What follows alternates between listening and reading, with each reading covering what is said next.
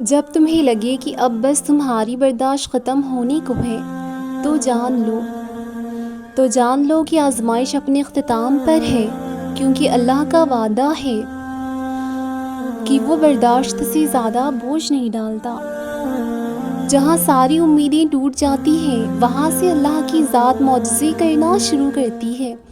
تم بس بھروسہ رکھو، باقی اس کا کام ہے، وہ کب کیسے وسیلے بناتا ہے۔ آزمائشوں سے ڈرو مت، وہ ذات اپنے پیاروں کو ہی مشکل میں ڈالتا ہے، لیکن یاد رکھنا وہ کبھی اکیلا نہیں چھوڑتا۔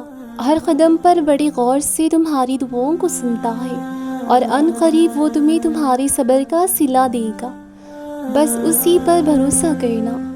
جب مشکل پڑے تو صبر اور نماز سے مدد لینا، دیکھنا کیسے سب کچھ بالکل ٹھیک ہو جائے گا۔ صبر تمہیں توڑ دے گا، تمہارے وجود کو ریزہ ریزہ کر دے گا، تمہیں اتنا تھکا دے گا کہ تمہیں لگے گا جیسے یہ تمہاری کہانی کا اختتام ہے۔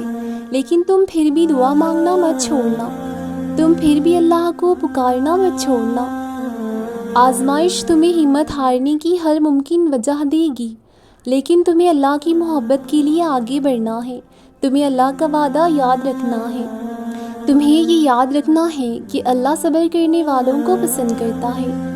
تمہیں یہ کبھی نہیں بھولنا کہ اللہ نے صبر کرنے والوں کا ہمیشہ ساتھ نبھانے کا وعدہ کیا ہے۔ تمہیں اللہ کے وعدے پر یقین رکھ کر آگے بڑھتے جانا ہے، کیونکہ معجزے توکل کرنے والے دل کے لیے ہوتے ہیں۔ صبر بس کن کہنے سے پہلے کی آزمائش ہوا کرتی ہے۔ تم کیا جانو کہ معجزے تم سے ایک دعا کے فاصلے پر ہوں، تم کیا جانو یہ درد شاید تمہیں سنوارنے کے لیے دیا گیا ہو، تم کیا جانو کہ یوں بار بار تمہارا اللہ کو پکارنا اللہ کو کتنا محبوب ہو، تم کیا جانو کہ جس پر دل کٹ رہا ہے، جن حالات پر شکوہ کرتے ہو، وہی تمہاری منزل سے ملوا دے۔ تم کیا جانو کہ خدا نے پہلے سے ہی تمہارے نصیب میں تمہاری من پسند چیز کو لکھ رکھا ہے، اور یہ طلب محض اپنے سے جوڑنے کا ذریعہ ہو۔ جو چیز تمہاری قسمت میں لکھ دی گئی ہے وہ تم سے کوئی دور نہیں کر سکتا، اسے کوئی تم سے چھین نہیں سکتا۔ بس دعا، یقین اور صبر کے ساتھ اپنے رب سے جڑے رہو، کامیاب ہو جاؤ گے۔ تہجد کے وہ سسکتے ہوئے سجدے ہی تمہاری دعاؤں کے لیے معجزوں کا ذریعہ بنیں گے، جو صرف تمہارے اور اللہ کے درمیان ہیں۔ اللہ پر توکل کی حدیں اس قدر وسیع کر لو کہ اگر تمہاری مانگی گئی دعائیں نہ بھی پوری ہوں تو تب بھی تمہاری عبادت، توکل اور دعاؤں میں کمی نہ آئے۔ اگر دعاؤں کی قبولیت میں وقت لگ رہا ہے تو یقیناً اللہ کو تمہارا رونا اور اس سے مانگنا پسند آ گیا ہے۔ اللہ تمہارے دل پر گزرنے والی ہر تکلیف سے واقف ہے۔ ایسا نہیں ہے کہ وہ کہانیاں بدل نہیں سکتا، اللہ کے لیے تو بس ایک کن کی بات ہے، پھر سارے بگڑے کام سنبھل جاتے ہیں۔ وہ دے گا تمہیں کیونکہ وہی دے سکتا ہے۔ بس دعا مانگنا نہ چھوڑو، ہاں تھوڑی دیر کر رہا ہے تمہیں دینے میں، مگر یقین رکھنا خالی ہاتھ نہیں لوٹائے گا۔ اگر مانگنے کی توفیق مل رہی ہے تو قبولیت کا شک تو بنتا ہی نہیں ہے۔ ممکن ناممکن تمہاری اپنی سوچ ہے، اللہ تو ہر چیز پر قادر ہے۔ اور جب تم دعا مانگتے ہو نا، اللہ تعالیٰ تب کہیں کسی کے دل کو نرم کر رہا ہوتا ہے، کہیں کسی کے ذہن میں کوئی خیال ڈال رہا ہوتا ہے، کسی رکاوٹ کو ہٹا رہا ہوتا ہے، کہیں کسی مشکل کو حل کر رہا ہوتا ہے، تمہارے دل کو مطمئن کر رہا ہوتا ہے۔ غرض یہ ہے کہ تمہارے لیے ہی اسباب بنا رہا ہوتا ہے، اور تمہیں لگتا ہے کہ وہ تمہاری دعائیں رائے گاہ جا رہی ہیں، وہ تمہیں نہیں سنتا۔ تم اس پر یقین تو رکھو، وہ سب کی سنتا ہے، سب کی۔ جانتے ہو اللہ کیا کر سکتا ہے؟ پلک جھپکنے سے پہلے ہر منظر بدل سکتا ہے۔ وہ دعائیں جنہیں تم ناممکن جانتے ہو، انہیں وہ پل بھر میں قبول کر سکتا ہے۔ ہزاروں بار ٹوٹنے پر تمہارے دل کو بڑی خوبصورتی سے ہر بار جوڑ سکتا ہے، اور ایسا کیا ہے بھلا جو وہ نہیں کر سکتا؟ جو زمین و آسمان کو صرف 6 دن میں بنا سکتا ہے، تو اس پر یقین رکھ کر مانگو تو صحیح، وہ ہر غم کو خوشی میں بدل سکتا ہے۔ اللہ یقین والوں کے لیے راستے بناتا ہے، اور جانتے ہو یقین والے کیسے ہوتے ہیں کہ جب ان کی دعائیں بھی ان کے خلاف ہو جائیں وہ تب بھی اللہ سے مانگنا نہیں چھوڑتے۔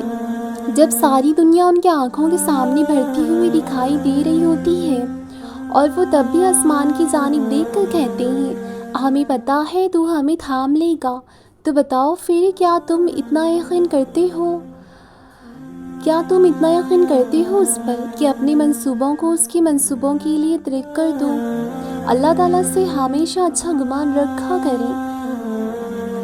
جو کہتے ہیں دعائیں قبول نہیں ہوتی، تو سنو، قبولیت صرف یہ تو نہیں کہ جو مانگا جائے وہ مل جائے، قبولیت یہ بھی ہے کہ آپ پر آئی بلائیں ٹل جاتی ہیں، قبولیت یہ بھی ہے کہ آپ کو بہترین سے نواز دیا جاتا ہے، قبولیت یہ بھی ہے کہ آخرت میں اپنی دعا کا اجر دیکھ کر آپ حیران رہ جائیں گے۔